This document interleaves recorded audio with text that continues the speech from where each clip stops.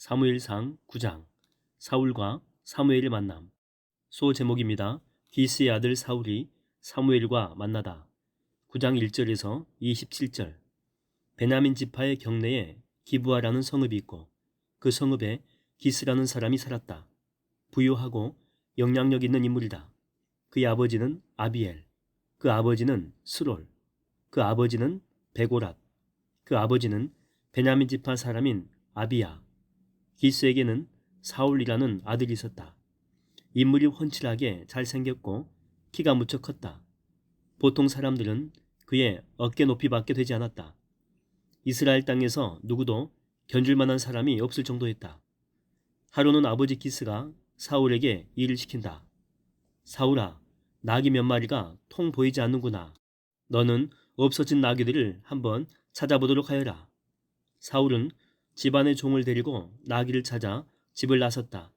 그런 뒤 에브라임 산간 지역과 살리사 지역을 두루 돌아다니며 열심히 찾았지만 어디에도 잃어버린 나귀는 보이지 않았다. 멀리 사알림 지방까지 갔지만 역시 없었다.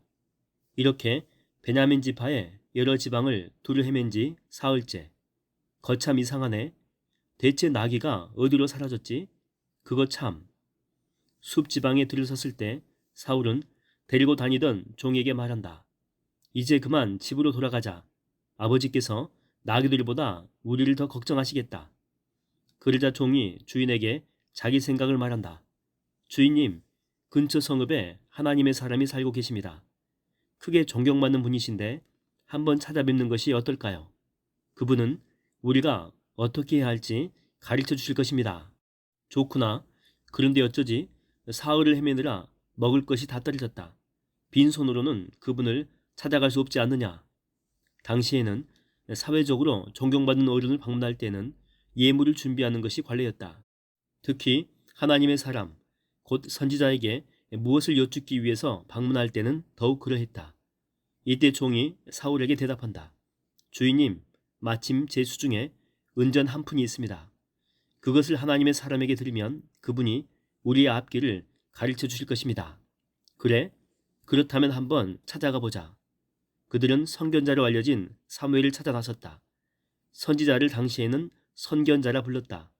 선견자는 꿈이나 환상 등을 통해 하나님의 계시를 보는 측면을 강조한 표현이다. 때에 선견자 사무엘이 사는 성읍은 라마였다.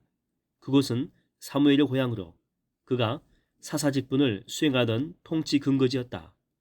사울과 종은 라마 성읍으로 가는 언덕길을 올라가다 때마침 물을 길러 나온 성읍 처녀들을 만났다. 말씀 좀 묻겠습니다. 이곳이 선견자께서 사시는 곳입니까? 네, 맞아요.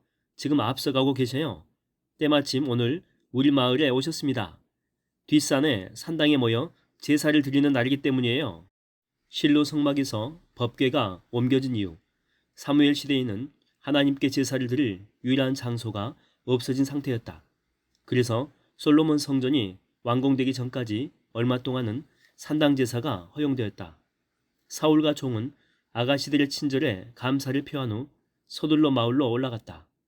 선견자 사무엘은 때마침 산당으로 올라가려고 마을을 빠져나오는 길이었다. 둘은 길 위에서 딱 만났다. 사무엘과 사울의 첫 만남이다. 사실은 전날에 주께서 사무엘에게 미리 알려주셨다. 사무엘아, 내일 이맘때쯤 베냐민 지파 사람을 내게로 보낼 것이다. 너는 그에게 기름을 부어 내 백성 이스라엘을 다스릴 지도자로 삼도록 하라. 그는 블레셋의 손에서 내 백성을 건져낼 사람이니라. 블레셋의 압제로 인해 내 백성이 울부짖는 소리를 내가 들어노라. 아, 마침내 주께서 이스라엘의 왕 될 사람을 택하셨구나. 그가 누굴까? 부디 하나님의 뜻을 쫓아 백성들을 잘 이끌어가야 할 텐데. 사무엘은 기름을 부어 이스라엘의 초대 왕으로 삼을 인물이 사뭇 기대가 되었다. 구약시대의 사람이나 물건에 기름을 붓는 행위. 그것은 세속적인 용도로부터 거룩하게 구별한다는 상징적인 의식이었다. 마을 입구에서 사울을 대면하는 순간 주님의 말씀이 사무엘에게 임한다. 사무엘아, 내가 말했던 자가 바로 내 앞에 있다. 그가 바로 내 백성을 다스릴 사람이니라. 사무엘은 가슴이 울렁였다. 알 수 없는 설렘이다. 이 같은 영문을 모른 채 사울은 자신 앞에 서 있는 사람에게 다가서며 묻는다. 저 선견자께서 사시는 집이 어디인지 아십니까? 그 청년 사울을 의미심장한 표정으로 바라보며 사무엘이 대답한다. 내가 선견자요. 왜 날 찾으시는 것이요? 네? 아이고 몰라봬서 죄송합니다. 사울은 얼른 땅에 엎드렸다.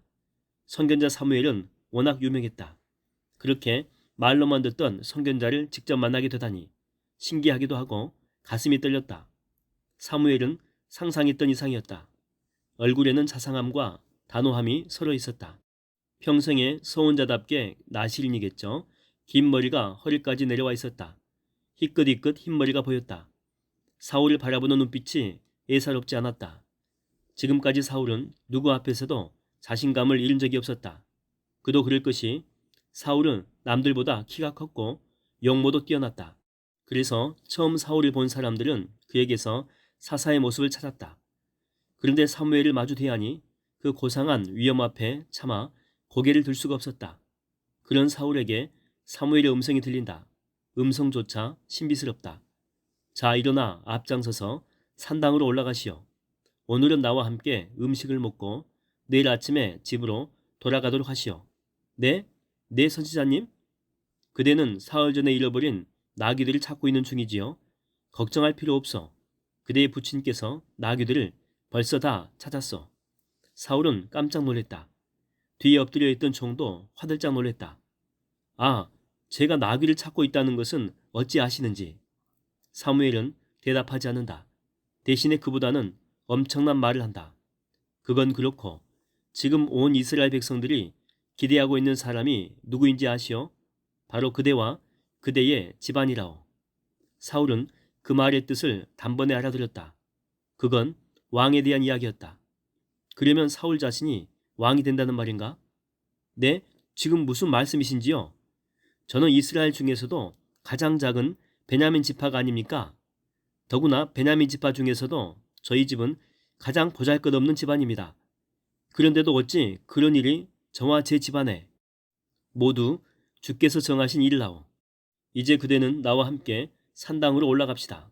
자, 날 따라오시오.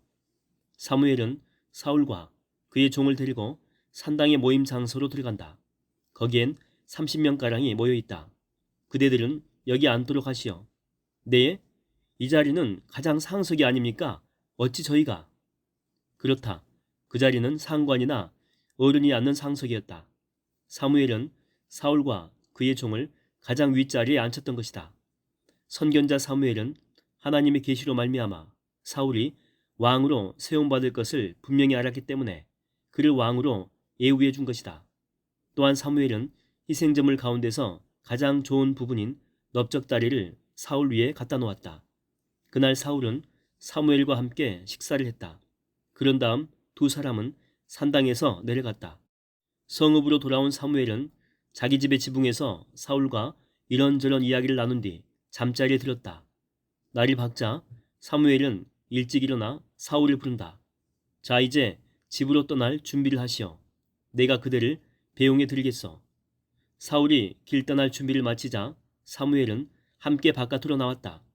두 사람은 함께 걸었고 어느새 마을 끝자락에 이르렀다. 사무엘이 힐끔 종을 쳐다본 후 사울에게 말한다. 그대는 종을 앞서 보내도록 하시오. 사울이 종을 앞서 가도록 하자 사무엘이 말한다. 잠시 그대로 서 있으시오. 주께서 그대에게 전하라 하신 말씀을 들려주겠소. 사울은 오한이 벙벙했다. 단지 잃어버린 나귀들을 찾으려고 선견자를 찾았을 따름인데 사무엘은 자신을 왕처럼 예우해주고 있기 때문이다. 사울은 대체 어찌된 영문인지 속으로 궁금할 뿐이다. 이게 어찌 돌아가는 일이지? 대체 무슨 일일까?